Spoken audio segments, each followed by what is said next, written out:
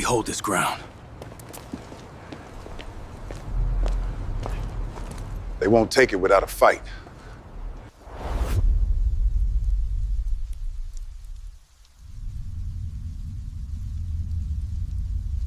The city of Ironclad didn't just have a south side, it had a scar. And like any scar, it was a testament to old wounds, a place of hardened people and tougher memories. The air itself seemed thicker here, heavy with the exhaust of city buses and the faint, ever-present scent of struggle. Yet, beneath the grim veneer of decaying brick and graffiti-laced alleyways, a heart beat, a stubborn, resilient pulse powered by the people who called this concrete labyrinth home.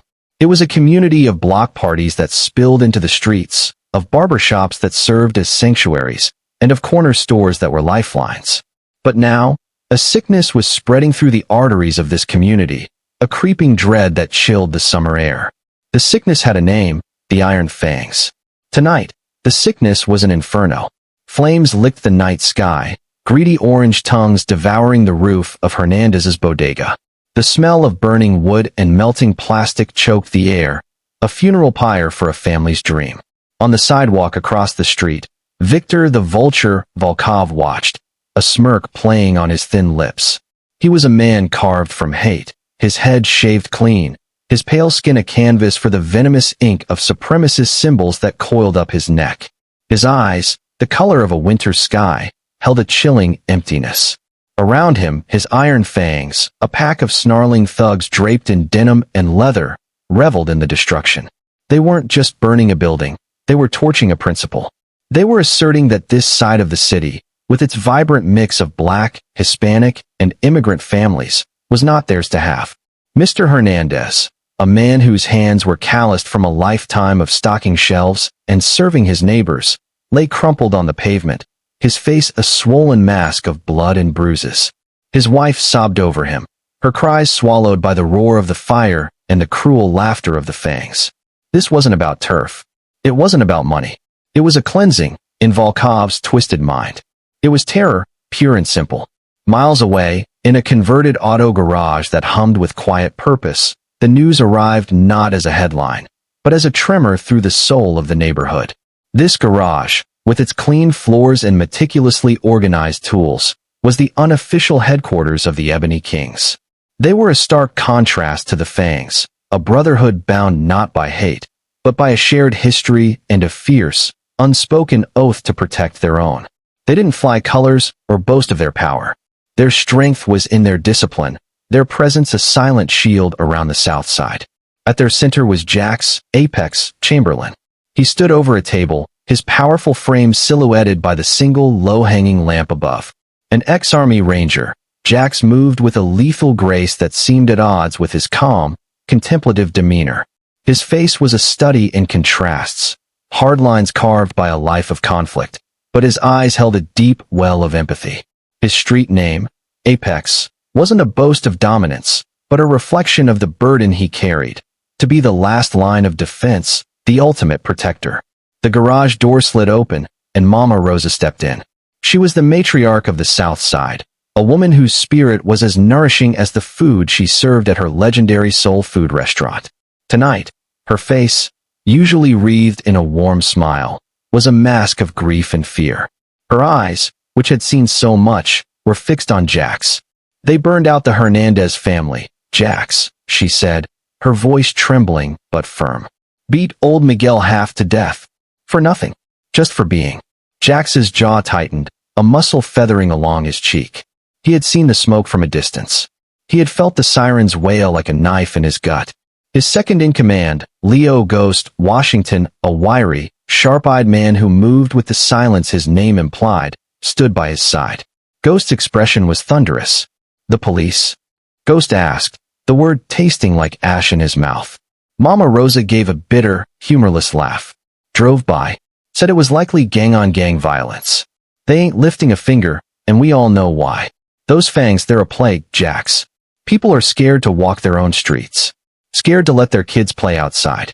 She stepped closer, her gaze imploring. You and your boys, you keep the peace. You stop the petty stuff. But this ain't petty. This is a war being declared on us, right on our doorsteps. Jax looked from Mama Rosa's pleading face to the grim determination in Ghost's eyes. He had founded the Ebony Kings on a principle of de-escalation. They were guardians, not warlords. They settled disputes, mentored wayward kids, and kept the drug trade from sinking its claws too deep into their home. They had an agreement with the other local crews: stay in your lane, and the Kings would stay in theirs. But the Iron Fangs didn't follow the rules. They didn't have a lane. They wanted the whole damn road. He walked to the open bay door, staring out into the night. The orange glow of the fire was a baleful star on the horizon. He could hear the distant echo of his ranger creed: never shall I fail my comrades. The Southside, these people, they were his comrades now. His peaceful stance, his carefully maintained balance, had been mistaken for weakness. And the vulture was circling. Mama Rosa was right. This was a declaration of war, and a war had to be answered. He turned back, the fire reflecting in his eyes, forging his reluctance into cold, hard resolve. The peace is over, Jax said, his voice low and resonant, a promise that reverberated through the quiet garage. They brought the fire. We'll bring the flood. The scribe's counsel. The air in the garage was thick with a volatile mix of grief and rage. Jax had assembled his inner circle, 10 of his most trusted kings. They were men he'd grown up with, men who had pledged their loyalty to him and the community. Among them, the younger members were practically vibrating with the need for action. We need to hit him back, Jax. An eye for an eye, said a young king named Malik, his hands clenched into white-knuckled fists. Burn one of their spots. Show him we ain't soft.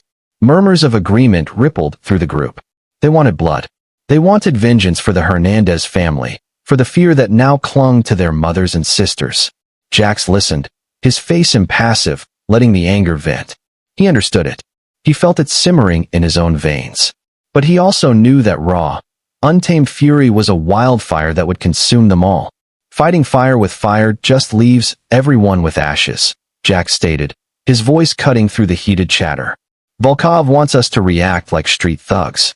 He's baiting us into a brawl he thinks he can win, a fight that will let the cops write us all off as animals. We're not going to give him that satisfaction. He saw the confusion, the flicker of disappointment in some of their eyes. They craved the simplicity of retaliation. Jax held up a hand.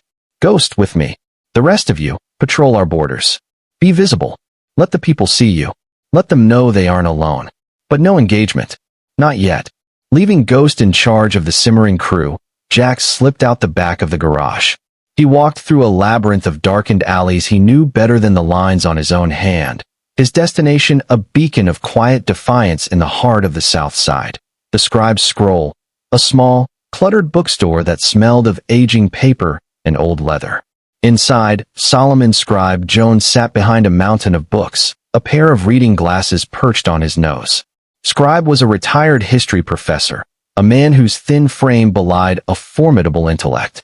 He was the community's memory, its conscience, and Jax's most trusted advisor. The bookstore was their sanctuary, a place where strategy was forged not with iron, but with ink and intellect. The vulture casts a long shadow, doesn't he, son? Scribe said without looking up from his book, as if he had sensed Jax's arrival. He burned down the bodega, Scribe, Jax said, his voice tight. The men are demanding blood. Scribe finally looked up, his eyes sharp and discerning over the rim of his glasses. He gestured to a chair. And what does their leader demand? Jax sank into the worn leather chair, the weight of his responsibility pressing down on him. I demand a win. A real one. Not just a body count. Scribe nodded slowly, steepling his fingers. Good. Because you cannot defeat an idea like Viktor Volkov's with fists and bullets alone. White supremacy is a disease of the mind, a rotting ideology. It feeds on chaos and fear. When you engage its disciples on their terms, with brute violence, you only validate their worldview. You become the savage they imagine you to be.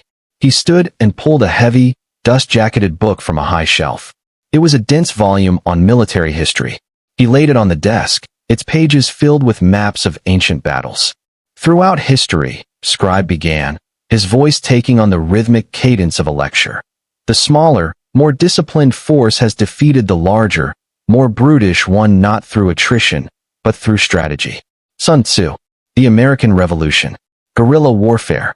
They didn't win by matching the enemy's strength. They won by attacking the enemy's strategy. Volkov's strategy is terror. His goal is to break the spirit of the people, to isolate you. He tapped a finger on Jax's chest. So, your response must be the opposite. You cannot fight a war of hate. You must fight a war of principles. You must strengthen the spirit of the community. You must show them that your power comes from their support, while Volkov's comes from their fear. Win their hearts. Jax and the streets themselves will rise up to fight with you. The words settled over Jax, clearing the fog of anger in his mind. Scribe was right. A street war would bleed them dry and accomplish nothing. But a campaign could change everything.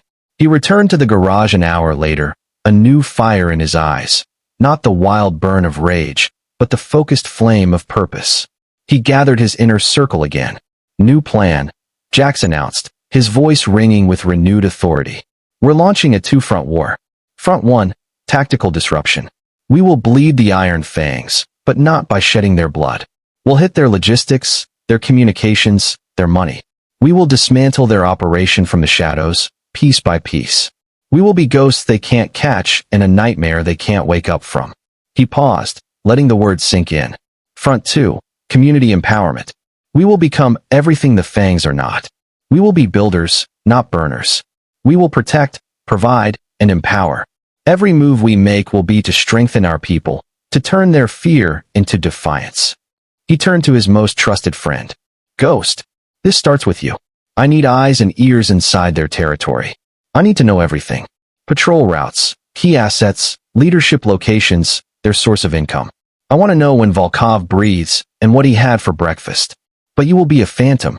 You will not be seen, you will not be heard, and you will not engage. Your only weapon is your silence.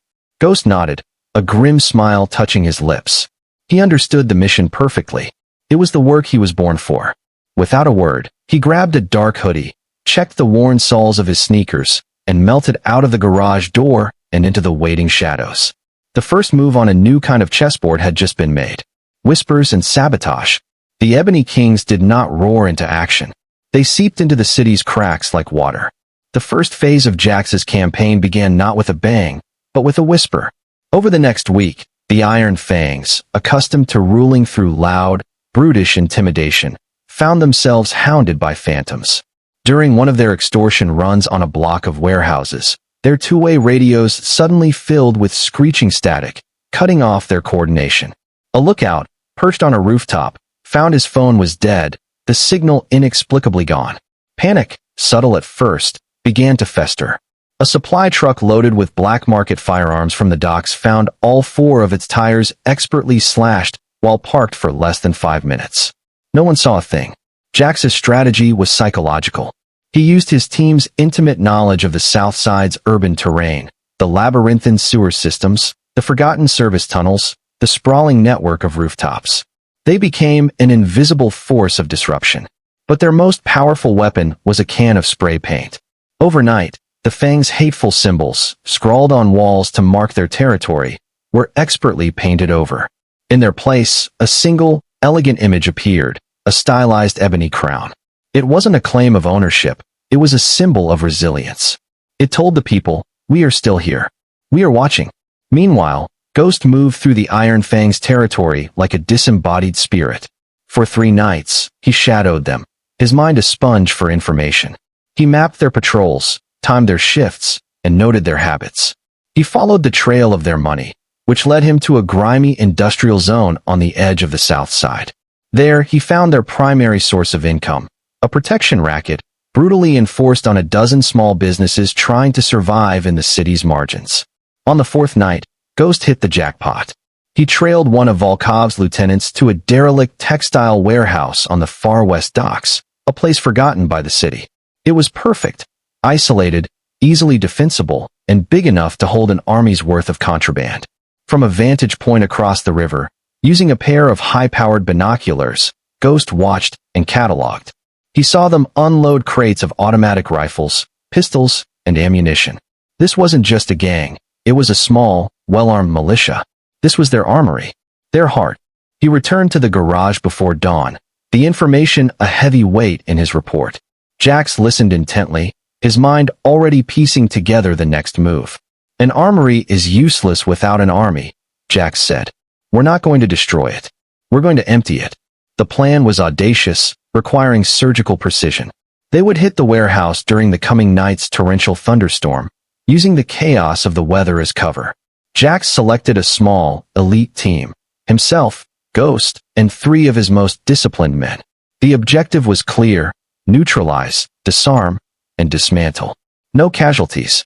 As the storm broke over Ironclad, lashing the city with wind and rain, the 5-man team, clad in black, moved towards the docks. They cut the fence and slipped onto the property, each man a shadow within the larger shadow of the storm. 2 guards stood watch near the entrance, miserable in the downpour. Ghost and another king flanked them from the darkness, and in 2 swift, silent movements, the guards were on the ground, unconscious and zip-tied, before they could even utter a sound. Jax picked the lock on the main door with the ease of a concert pianist. Inside, the warehouse was cavernous and dimly lit. 2 more Fangs were playing cards at a makeshift table, the crates of weapons stacked high around them like monuments to their hate. The Ebony Kings moved with the fluid coordination of a predator. Before the card players even looked up, they were surrounded, disarmed, and secured. For the next hour, they worked with quiet, furious efficiency. They didn't just take the weapons, they systematically sabotaged everything. They poured sand into the gas tanks of the Fangs' vehicles, cut crucial wires in their fuse boxes, and used a crowbar to methodically smash every piece of their communication equipment. Finally, they loaded the confiscated arsenal into their own waiting, nondescript panel van. Before they left, Jax took out a single can of black spray paint. On the wall, directly above the now empty weapon racks where hundreds of rifles had been moments before, he painted a large, perfect ebony crown. It was a silent, damning statement. Your power is an illusion. We can take it whenever we want. The next morning, Viktor Volkov arrived at the warehouse to chaos and humiliation. He walked through the silent, powerless building, his face paling with every step. His guards were bound and shamed. His vehicles were useless. His communications were destroyed. And his entire arsenal, the source of his power, the tools of his terror, was gone. All that remained was the mocking symbol on the wall. This wasn't a gang fight. This was a professional operation. This was an insult that cut deeper than any blade. Volkov's infamous control snapped.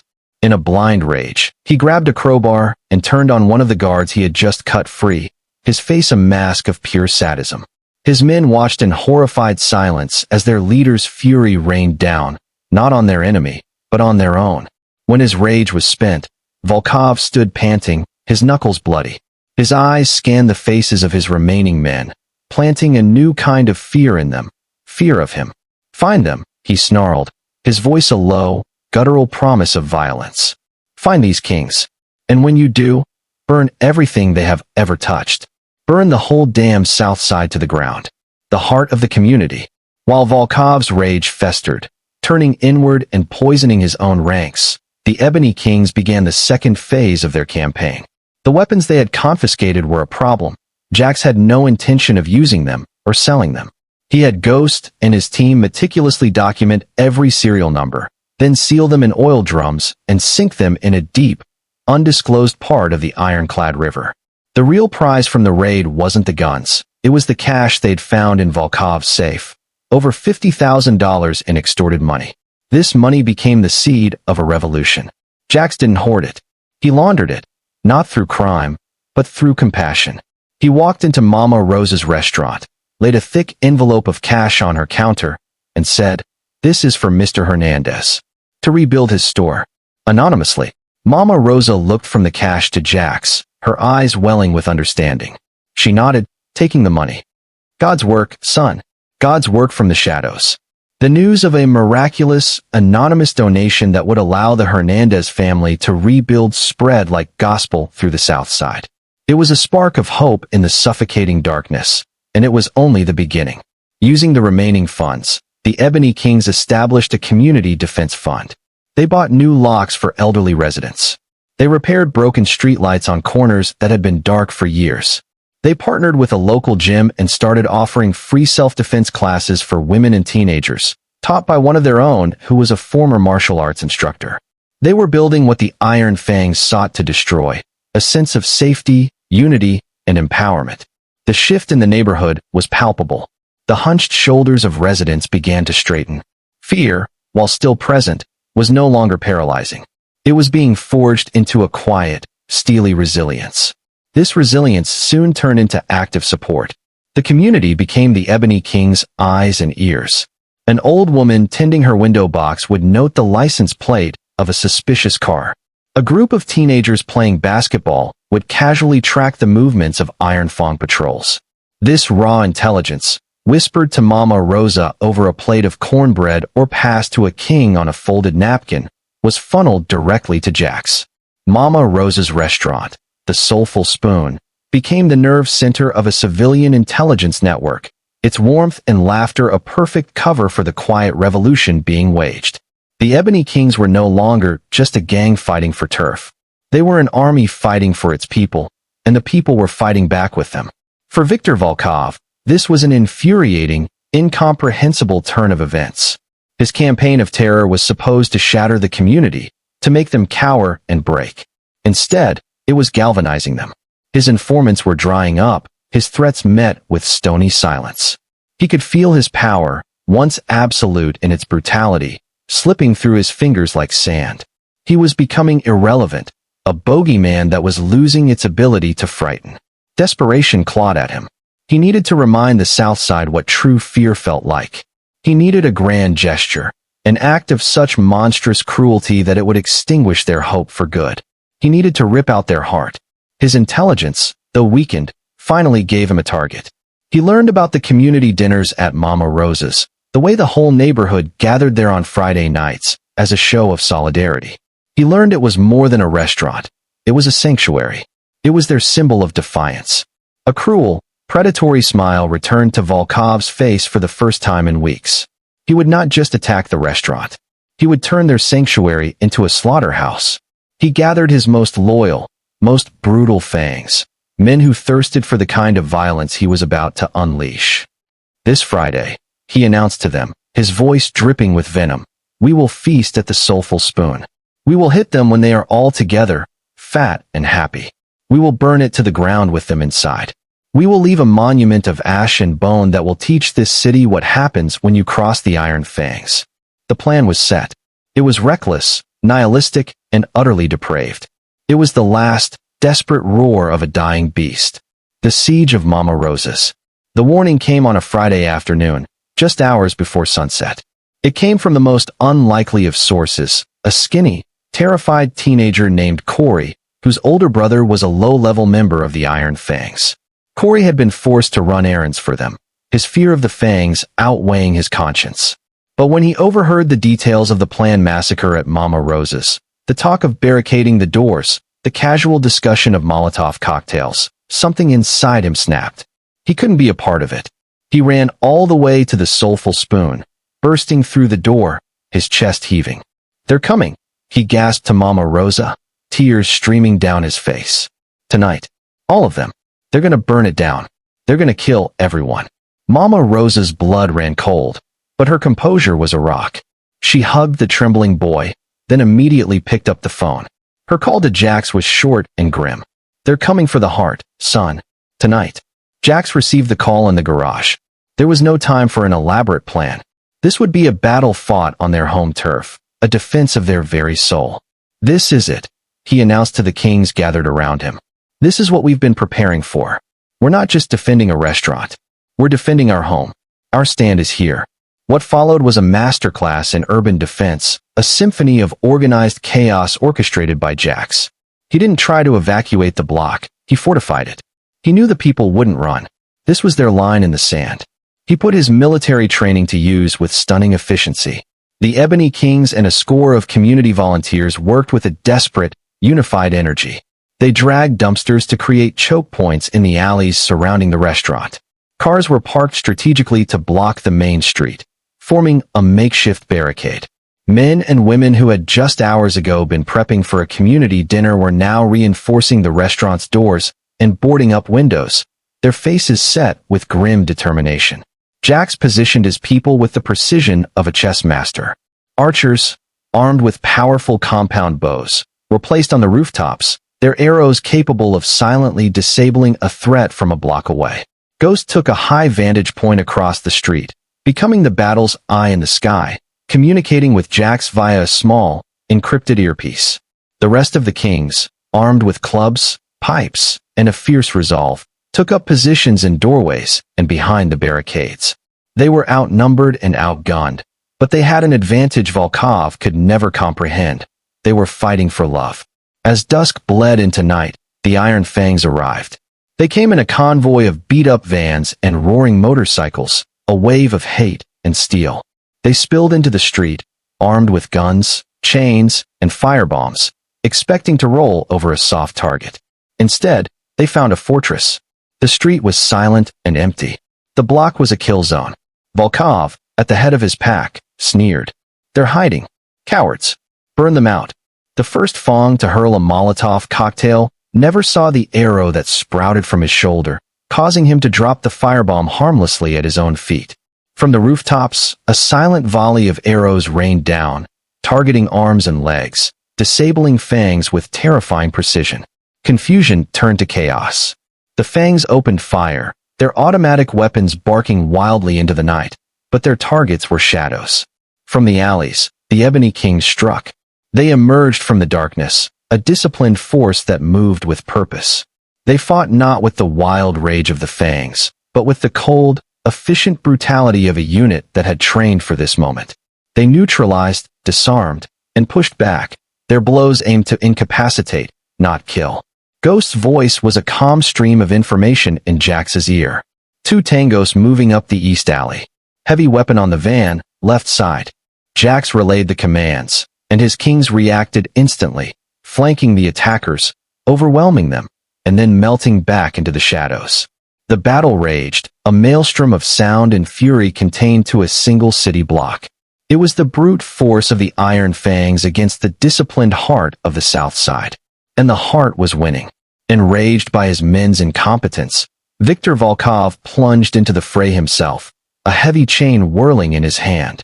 He fought like a rabid animal, raw, unrestrained fury in every swing. He smashed his way through a barricade, his eyes locking onto the one man who stood as the calm center of the storm, Jax. "Chamberlain," Volkov roared, his voice cutting through the din. "You and me." Jax met his charge. The final confrontation had arrived. It was more than a fight between 2 men, it was a clash of worlds. Volkov's chain whistled through the air, aimed to crush bone. Jax, armed only with a steel pipe, moved with the fluid economy of a trained soldier. He parried, deflected, and used Volkov's own momentum against him. It was savagery versus skill, hate versus principle. Every wild swing from Volkov was met with a calculated block and a precise, punishing counter from Jax.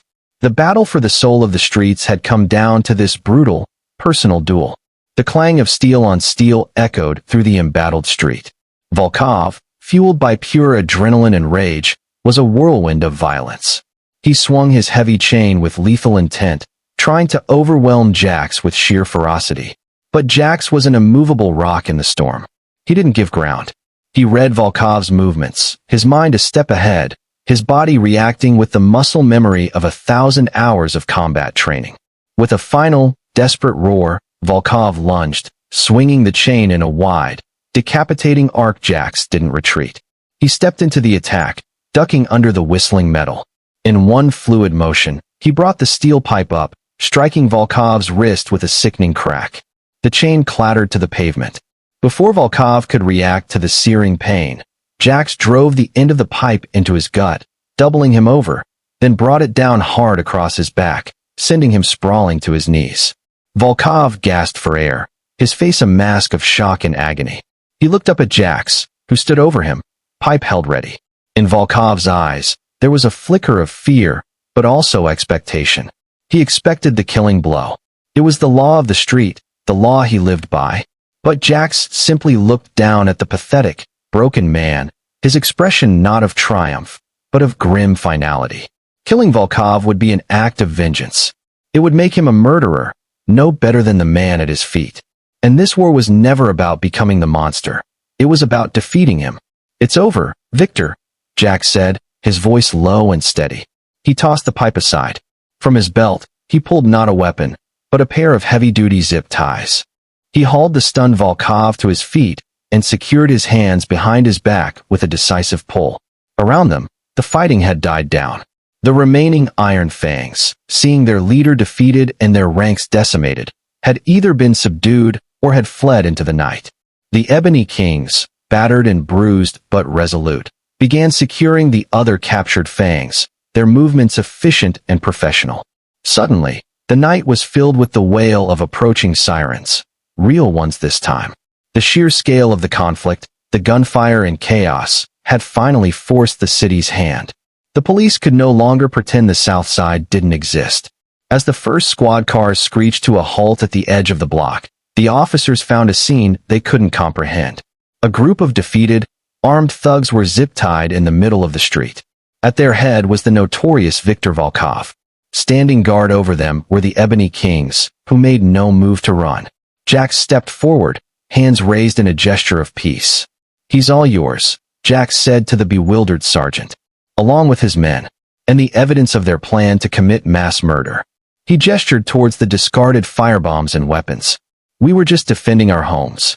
With Volkov and his top lieutenants in custody, the Iron Fangs, a structure built entirely on the cult of its leader's personality, crumbled into dust. The evidence against them was overwhelming, corroborated by dozens of civilian witnesses who were no longer afraid to speak. The city, shamed into action, had to prosecute. The Vulture's shadow was lifted from the Southside for good. The sun rose that morning on a scene of devastation, but not despair. The street was littered with the debris of battle, but the soulful spoon, though scarred, was still standing. As the light of a new day washed over the city, the people of the Southside emerged. They didn't hide. They came together, brooms and dustpans in hand, to clean the streets. They started to rebuild, not just the buildings, but the bonds that the battle had forged in steel. Jack stood on a rooftop with Scribe and Mama Rosa, looking down at the community working as one. His body ached, but his spirit was calm. They hadn't just won a fight. They had reclaimed their home. True power, Scribe said quietly, his gaze on the scene below, is not the ability to destroy. It is the strength to build and protect. You didn't just win a war for the streets, Jax. You fought for its soul, and you won. The Ebony Kings were no longer just a gang. They were guardians, woven into the very fabric of the community they had bled to defend. The path ahead would be long, but for the first time in a long time, it was a path they could walk in the light. The real victory wasn't in the enemies they had defeated, but in the unity they had built, proving that even in the deepest, darkest shadows, justice, honor, and courage could rise to meet the dawn. Thank you for watching this story to the end. If you were inspired by the courage of the Ebony Kings and believe in the power of community, hit that like button, subscribe to the channel for more stories of justice and resilience, and ring the notification bell so you never miss an upload. We'll see you in the next story.